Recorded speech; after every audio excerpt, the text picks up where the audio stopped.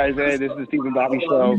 And today we decided to actually go live because there's a lot of stuff to update on. And anything that we do now, by the time it airs later, will almost be nothing. So we are going to go live right here. And, you know, if you guys can, we're going to take a moment to share this on your pages. Let's get some folks to chime in. We want to be able to answer your questions. So go ahead and do some sharing. Let's go and get out there and share to your pages, share to your friends or whatever it may be. Let's get it out there and let's talk about these elections. Steve, are you trying to share right now? I can't. Yeah, it's not allowing me to share it, actually.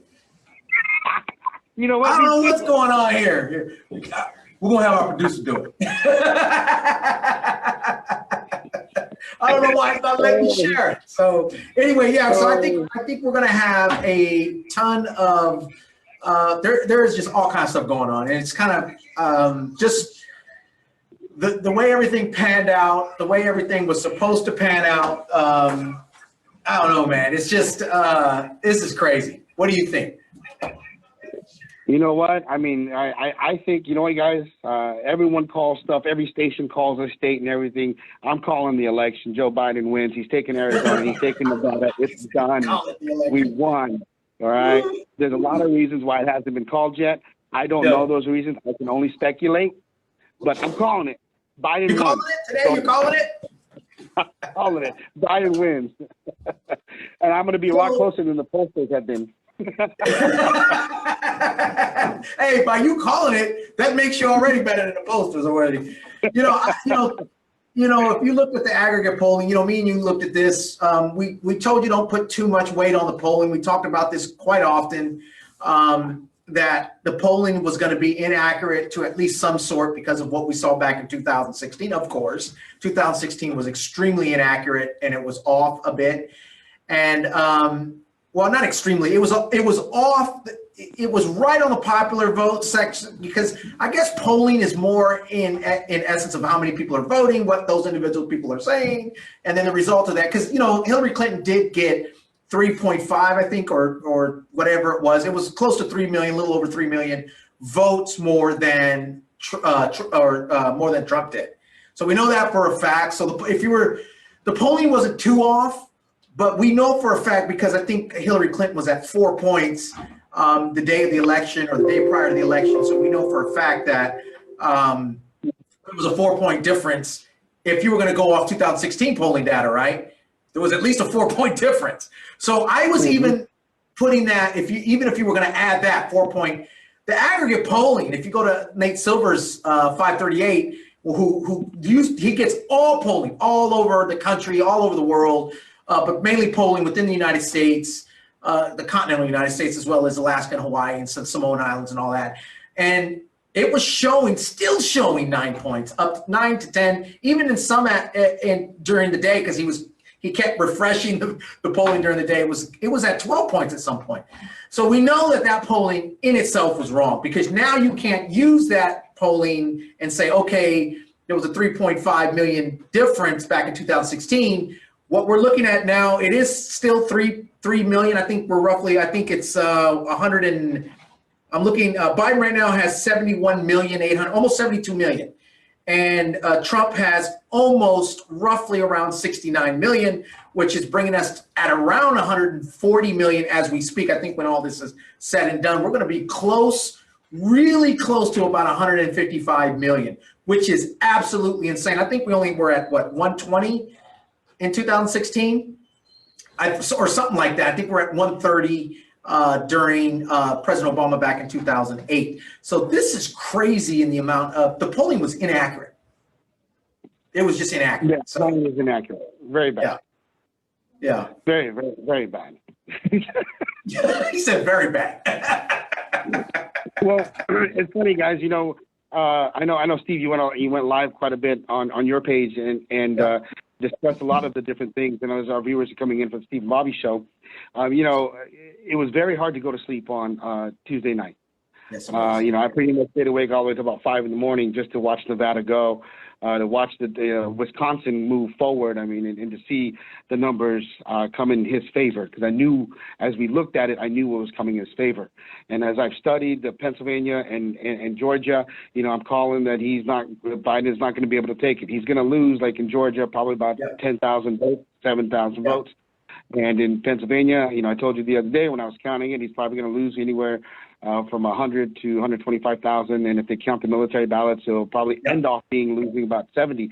So it'll be close enough to probably contest in those areas. He wants to force a recount like Trump is doing in Wisconsin, because he has every right to do. Right? Everybody, when a result comes in and they're within 1% of each other, they can demand a recount. Now, what is a recount going to do? Recount is probably going to make it look, more official that the count was exactly the same. And if it's any different, it may turn out, worse for the other candidate. I've seen people demand recounts and the candidate lost by even more votes. Yes. Yeah. One thing, this is one thing I know I was getting a lot of people saying that, Trump is a sore loser, and he is, no doubt, he is that. But let's be fair. You're talking about some of these counts are razor thin. I'm talking razor thin. I mean, you're looking at Nevada right now. I know his lead went up a little bit more. He was at 7,600 early this morning. I think he's around 12,000 today because of some of the Clark County votes that are coming in. But, that's razor thin. Trump has the legal right to challenge that because it's within 1% or under. So, no, this is the way the process works. The only reason why it's so nail biting is because usually when we have these elections, it's not 7,600 vote difference in a 5 million vote state. You know what I mean? So when it's razor thin like this, you're micromanaging the entire electoral process of different states. And you got to remember as well, different states have different mandates and how they perform their election process. Remember, in the Constitution, it's very specific that states have the authority and the right to pick who they want for president. And there's a lot of ways that states do it. I'm talking about in the way they do their voting process. So you got to realize that as well. So all those things are important, right? All of that, you got to understand that the process has to work. I believe that Biden will take this, though the pathway was a little bit different than we expected, because you're talking about nobody. Look, I'm going to tell you, I was one of them. I did not expect Trump, and I know they haven't called Pennsylvania yet. I did not expect Trump. I think you mentioned about Ohio that you thought that Trump may win Ohio. I think you talked about this prior. I think last week, I think you were mentioning this. I didn't expect Ohio. I thought Ohio, I just thought that outcome would be a little bit different because, Trump has done nothing for Ohio. So I'm just kind of surprised that the loyalty base within the state, is where we're at now, right? Because, Ohio is for Trump. They called it relatively early. So, all these narratives it's insane to me. Just the narratives themselves are absolutely insane where we're at in the narrative. Right. And where we're at, when, I remember you were on election night, like, oh, where's his path? Where's his path? I was like, look, you can count those ones out. Here's his path. This is what can, what can happen. And while you were sleeping, I was sending you images. And look at it. Look at this. Look at this. You know why I was sleeping? Oh, yeah. You called me and I was all nervous. Yeah. I was like, uh-oh, this is not. When he lost Ohio, I got nervous. I'm not going to lie. When he lost Ohio and they didn't call Wisconsin and Michigan, I was nervous. I'm not gonna lie to you. I was nervous. I was way more nervous. I just didn't see, this is the one thing about Nevada, because I thought that, first of all, I thought the Rust Belt was gonna go all the way for Biden. I just didn't see him losing Pennsylvania. Delaware is literally, look on the map, it's literally right next door. It's the Rust Belt. It's the start of the Rust Belt. So I didn't see that. And I know he hasn't lost it yet. I know they haven't called the state yet, but he's 100 and some odd thousand votes behind in that state. There's 1 million votes left, I think they said, isn't there, in the state? It's like a ridiculous amount. Well, that was the other day. Adrian said that there's actually he made a comment. Sorry, he made a comment that Pennsylvania needs 350,000 to count Biden. There's only 110,000 difference. Oh, so that's the difference. Right. So but the thing is that when we get down into it, the amount that he has to make up in the areas that he has to make it up in are almost impossible. If you follow the same patterns of those rural areas, they're going to go, heavily on Trump. And in the places where he can catch up, he's not going to make enough to counterbalance, to count out the extra votes that Trump's going to get in those areas, which is why I'm saying that he's right about where he's going to stay. If he can get Pennsylvania, it's over too. Nevada, you don't need anywhere else. You get Pennsylvania, it's done. That's why it's easy to call it. But. I mean, and then you put in perspective all this. I mean, listen, Georgia is I am flabbergasted about Georgia. I lived in the state of Georgia. I understand Georgia. I've been almost in every single county in Georgia because I used to deliver for a company there that delivered to all the Wendy's there. There's like a Wendy's in every county in Georgia. So I went to I delivered all over. I've met all the people out of Georgia. I know that they have a very, very, very, very highly educated African-American class there. There's a lot of college educated individuals within the state. But that state has always been hugely and predominantly Republican. It is slowly moving. To see Biden, a Democrat, I think the last person that took that state, if I'm correct, is either Jimmy Carter or Bill Clinton. It was one of them. Either or, that's a long time ago. So I did not expect that.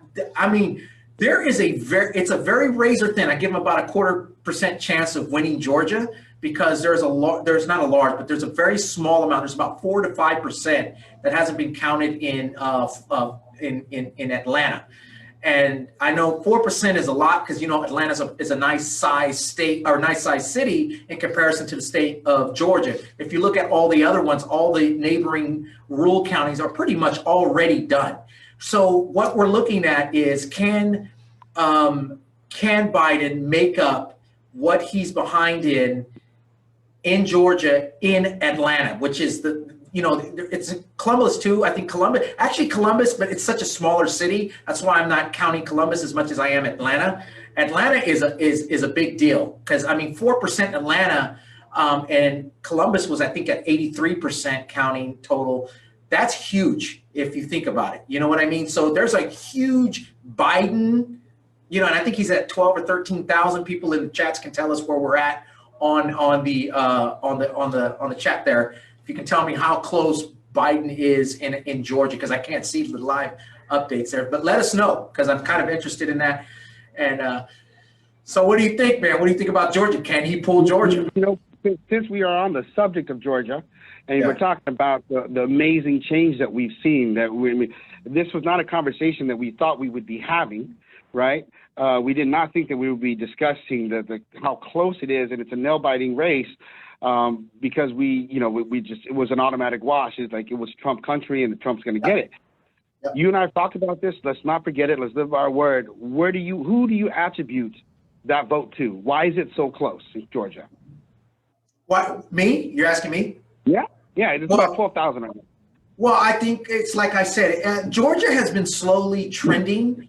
I have an aunt there that's actually there. She's on right now that could probably explain to us why it's trending that way. I can tell you my opinion of why it's trending that way. I can tell you right now why Georgia is in the position it's at. Stacey Abrams is literally solely single-handedly flipping that state. She has worked. They robbed her Senate seat or the governorship there. We already know that she was robbed of that seat.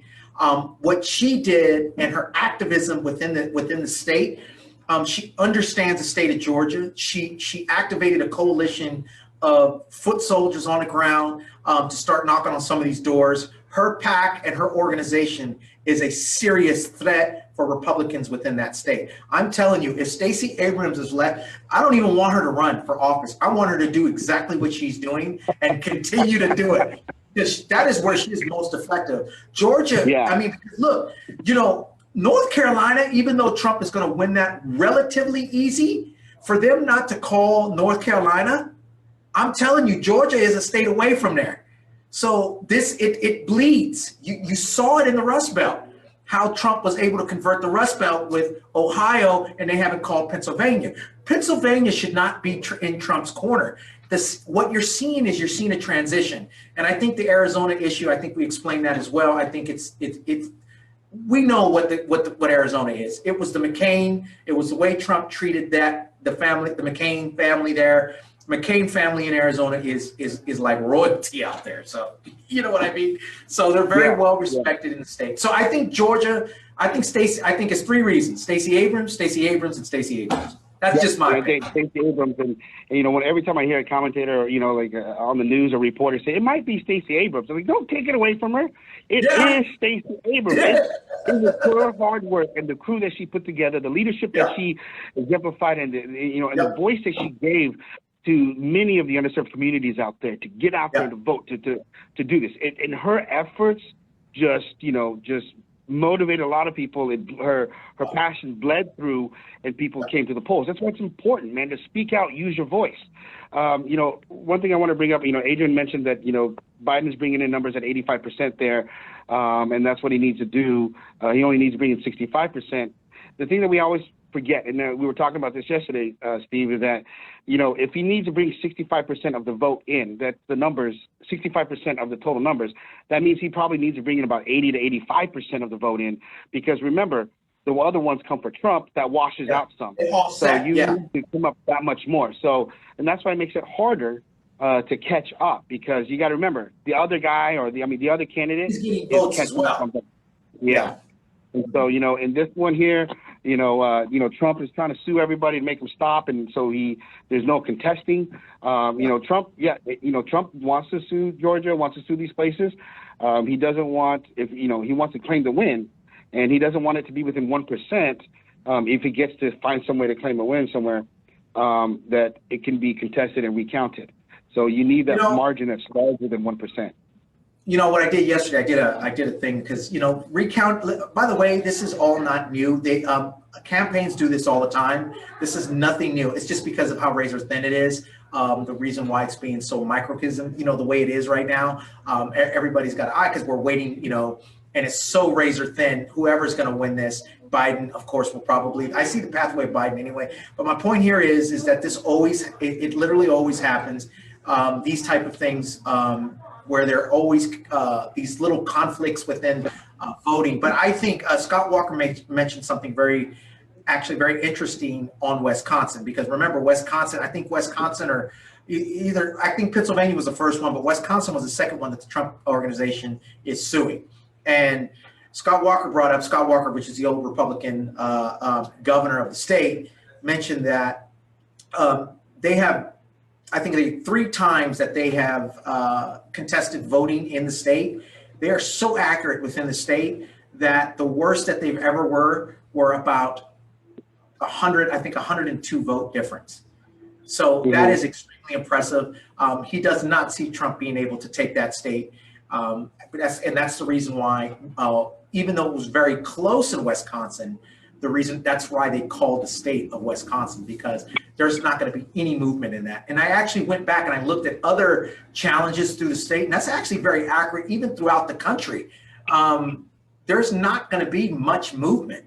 What I think what Trump is doing is he's just stalling his loss.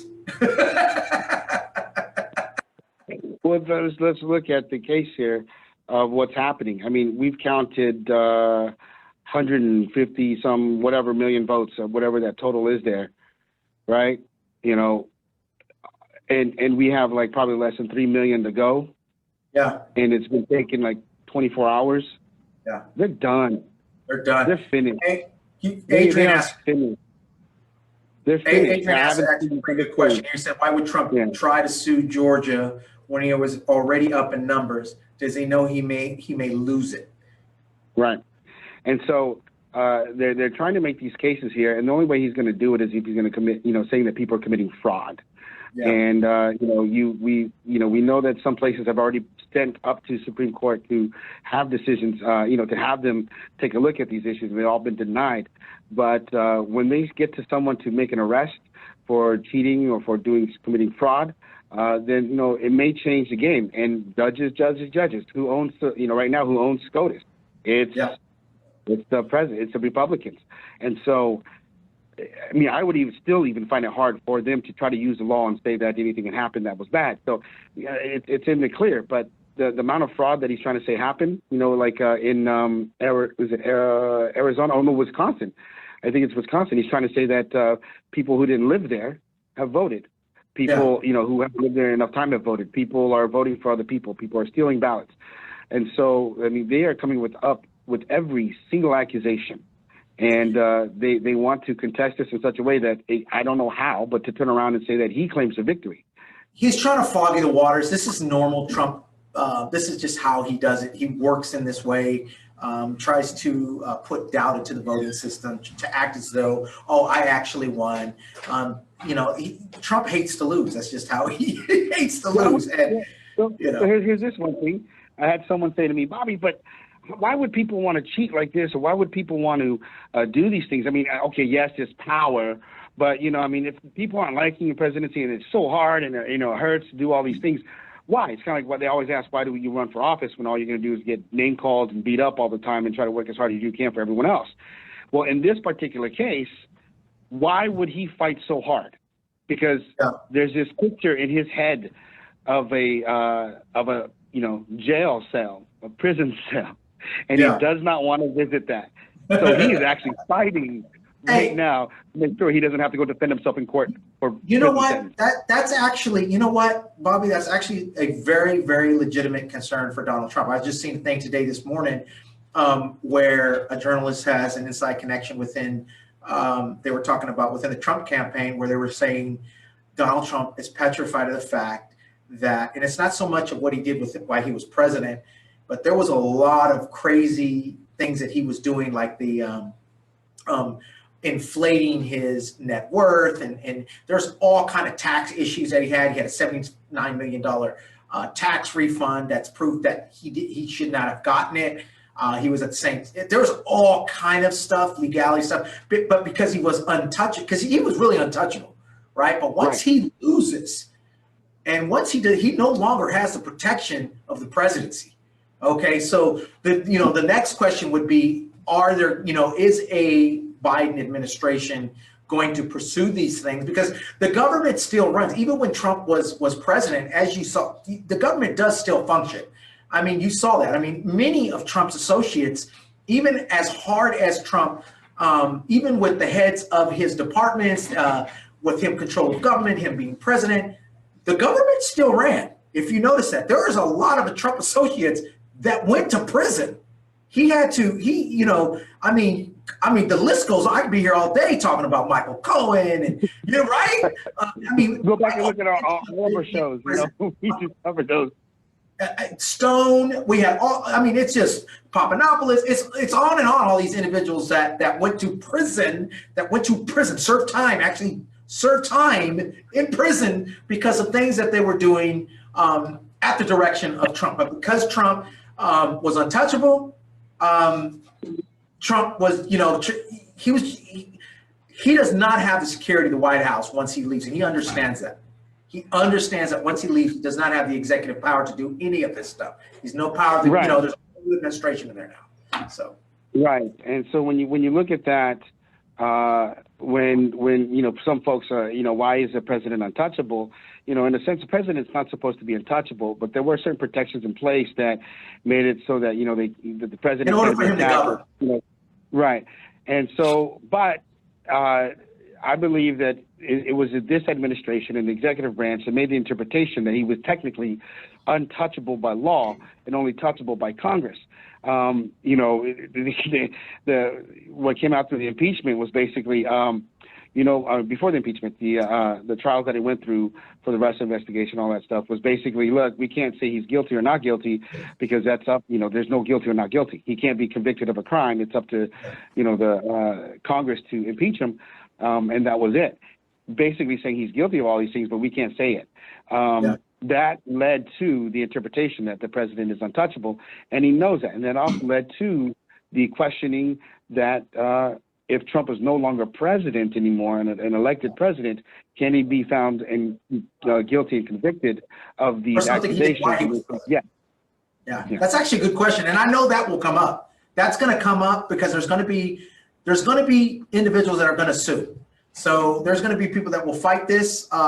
Even if Biden doesn't want to pursue it, there's going to be progressive, liberal, Democratic PACs that are going to be heavily funded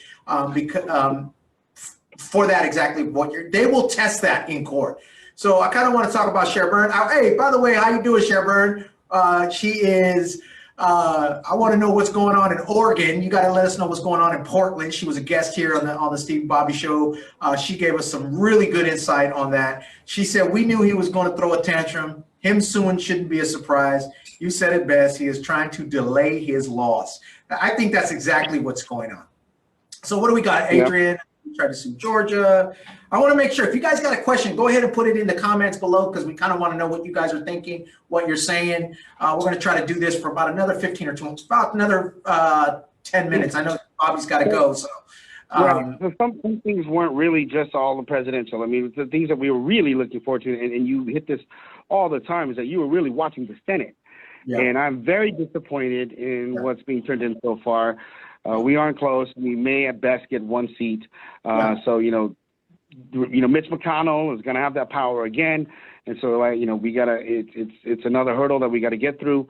And so a lot of the issues that we have, hopefully he's going to let go and know that he's not going to get more judges and he's going to go back to business as normal, which is still an obstacle. Which is basically he's going to start complaining about the debt. Yeah. Listen to what we're saying. Right. The debt's going to start coming back. Yep. And so the thing about the stimulus, the debt, the debt, the money you can't do it because of the debt. Yeah. And so you'll see that flip there. The biggest issue here, and this was very, very, very, very disappointing to me, was the Senate. We even lost some congressional seats, even though it wasn't much. I think it's 4. We lost 50% of them were African Americans. So that's not good. So there is going to be no legislative movement within the next 2 years. I don't think there's not going to be any like Trump craziness going on, but we're probably going to be stagnated for another 2 years. That's what it looks like. The blue wave was pretty much halted. Even though that Biden's going to squeak this one out. The really sad thing about this issue is the fact that not just losing the Senate and not even kind of going backwards in the congressional aisle, that was disappointing. But the fact that it was so close in the presidential election, knowing what Trump has done, knowing his track record, knowing what we know about Trump now in his governance, you sent me a really interesting thing about the Latino vote. And I was talking to my brother prior to coming here about this very issue. His Latino vote is insane. That is insane, considering the fact that this man has so many individuals in cages at the border and that they can't find 545 of their parents. Right. So some of the statistics that people had done, early, so, there could be some errors. I sent you an image of some of the graphs of the percentage of votes that went, that they felt were Republican and Democratic. And so, based on that, saying, Democrat, Trump or Biden, the Mexican-American vote was actually small for Trump.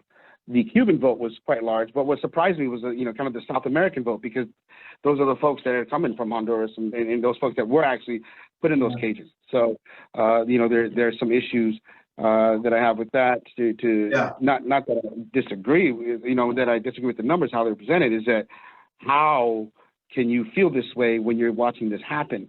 And, it is the mentality, I want to say, of kind of new immigrants. I mean, our Hmong population, we have a huge Republican following. Our Vietnamese refugees, a huge percent of them, Vietnamese population was going with Trump. And it has to do with, look, I had to do my dirt. You better do yours. If you don't have to do it, you get out of here. We're not going to, and you're going to see that start to change as it goes through, as we get used to the system here. And that's different. So, but again, I was very disappointed with the Senate. I am pissed off at the polls for giving me hope. There was the Biden stuff. That's fine. I said, they could be wrong, but I just thought they'd be closer to what was happening, and the Susan Collins vote, that just got me. Susan back to look. Is it going to change? Was 11 points down. Susan Collins was 11 points down. There wasn't a single poll that had her within 8 points. Not one. Go look. Not even a Fox poll had her within 8 points. So they need to do, I don't know what it is about this polling, but I want to bring up a real good thing that Cher brought up, and I think this is very important because, you know, where we're at right now, the big protests that were happening, she brought up the changes that happened in Portland, Oregon, and she got them down here pretty good, and I want to kind of express what she put. She put, these are things that if you don't think that the BLM movement was productive, or if you don't think it was effective, let me tell you something. It's just not only in Portland. I'm going to tell you what Cher just brought here, just shared with us now, but this is all over the country. So she put, first thing is a police oversight board was approved in Portland. That's awesome. A police oversight board, every single city should have one. Civilian appointed oversight board. That is probably one of the most important things in this whole thing that I see. Street drug possession will be decriminalized in Oregon. Great. Therapeutic, I can't even pronounce that word. What's that word? Therapeutic. Psilocybin was approved. I need my wife on this one. Okay, was approved in Oregon. Where you at, Camille? Some progress in political campaign finance reform was approved in Oregon. That's great. Universal preschool was approved in Portland. Library renovations were approved in Portland. Public service, park services and programs funding was approved. And keep Portland weird. That's awesome. All of that was probably because of the BLM movement and some of the protests that happened. Remember, a lot of this stuff that you're seeing all across the country, a lot of that had to do with one individual, and that was the George Floyd situation and how that erupted, how that, you know, there was a lot of changes in that. And let me tell you, what happened to George Floyd in itself probably changed the dynamics of the way this election turned out, the way it turned out, whether good or bad. Absolutely. Yeah, whether good or bad. Okay, because there were some people that jumped vote, they didn't like it, but there was a lot of people that said we can't have that, and we cannot have a president that think that that is okay, because he didn't think it was wrong for that. When you have a sitting president, that anybody that looked at that video, anybody could tell that that's a problem. When you have a president like that, there's a lot of people that I talked to, hardcore Republicans. A lot of them switched over because of the military issues, and we talked about this before. But a major part of this was the fact of the George Floyd situation and how that was treated. The Charlottesville situation, how that was treated. You know, some of the came. And you know, when you look at history, when you look at any kind of big movement, it always comes from atrocities, right? Yeah. There are bad things going. Why are they happening? Your eyes are open to it. Let's do something about it. Let's fix it, right? And that excited a lot of people to come out. And we have, you know, the Sunrise Movement is actually still protesting right here where I am in Sacramento, and they've been out, and the police have been out, you know, with them. They've been very peaceful. There've been people that are trying to instigate, you know, violence with them, and I know that group Sunrise Movement is very, very peaceful as well, but when more people are out doing this and voicing their opinions and pointing out the atrocities, you know, it does tug at your heart. And Trump does it on the opposite end. That's how he creates the base. But when you look at this, we have more people than ever voting, a big percentage of our people voting. And this is what happens. That's why it's so close. And you get to see the huge division, but it's not just a division. It's people actually passionate about stuff. Yeah. And these movements and all the things that, you know, Shar put on there, these things that are going to happen to help us progress for equality, to help us progress to actually address the problems at hand and not just wipe them off or do a dog and pony show and act like they're going to take care of it. It came because of these atrocities. But what I'm asking now is that as we move forward, we don't cater to these atrocities, right? That we actually not cater to, meaning like wait for them to happen, that we actually move forward and continue that movement, that in the next 2 years have this same excitement, and then in 4 years have this same excitement, because we, like I called it, Biden won. And both of us, we can say, we've said it before, Biden was not our first choice from our Democratic Party, so he's going to be held accountable and liable for a lot of things, right? And the combination of Kamala Harris and Biden, there's a track record that I don't appreciate, and that I hope that they change. And some of them, they say they will, and they apologize. Well, it's time to hold them accountable, and we will start that as soon as they, you know, like I said, as soon as they win, we'll be happy. We'll be cheering. Yeah, but now we're cheering because we're saying that you are going to take care of this, Biden, that you are going to do these things that you promised to do, okay? And you're going to move forward, and, you know, Kamala, you're going to move forward and make these things better. We're going to hold them accountable, you know, and it has to be different than their track record, right? Yeah. And they're going down a new path. But we still need to keep that excitement, guys. You still have to be involved. You still have to voice out your opinions, because the Republican Party has always been there, because for the most part, the majority of them can actually afford to be there. They can actually afford to, you know, be involved and put in their time. We still have to continue advocating and fighting with the same passion that we have, because of, you know, the cases of George Floyd, of Tamir Rice, because of the cases of, you know, Philando Castile, because those things have brought, you know, have awakened a lot of us to, like, geez, this happens everywhere. This happens in the blue place. And we need to do something about it. So we need to continue moving forward, everyone. And we got a lot, you know, some folks are watching, great advocates. Shar, I know you're there. And, you know, I know you guys won't stop, and, you know, a lot of us won't stop. But we only have a real, true, powerful voice if everyone still continues to advocate and fight. And that's what needs to happen, you know, and things will get done, and they will get better. They will. Yeah, and you know, the unfortunate thing, you know, because I knew we were going to have time. So there was a lot of local races that were really, really interesting that me and Bob were watching here in the San Joaquin Valley here in Fresno, California, that we were watching, close races. Of course, we're going to be talking about those next week, because we just don't have time now, or maybe we can squeeze something in the weekend or something. I don't know yet. But we do need to discuss the local races, because there were some really, really important ones that we need to talk about, and even, not even only that, local races here, but we kind of discussed with Susan Collins the main ones, but, you know, there were a lot of important races. Lindsey Graham was able to pull through in North Carolina. I mean, there was a lot of races. Not only just, there were some victories though. There was some victories. There was a flip in Colorado, which was important, a Senate seat that was flipped in Colorado. Of course, we were going to lose to Doug Jones in Alabama. We all knew that. That race wasn't close. So, I mean, we knew that was going to happen. So, yeah. So, how about this? What do you think? Are there going to be changes by the end of the day, or do you think tomorrow, or we're not going to hear anything till next week, Monday or Sunday? Well, you know, Nevada said that they're not going to give well, they didn't even say a final count. They're not going to give another count until Saturday evening or Sunday. So yeah, let's do a real brush up. So according to what we have now is the fact that I think they're right around 12,000 votes in Nevada. There are around 69,000 votes in Arizona. And so I personally feel, I know there's a lot of worry about Maricopa County, because Maricopa County is traditionally a Republican county, or it leans Republican. And I know there's a lot, but if you look now at Maricopa County, it is slightly leaning Democrat. And I think a lot of that has to do with the John McCain situation. I don't see Biden losing Arizona. Okay, I think Arizona will stand as it is. The one that has me nervous is Nevada, only simply, not the fact that Nevada is a Democrat or Republican state. It just has me nervous because it's very close.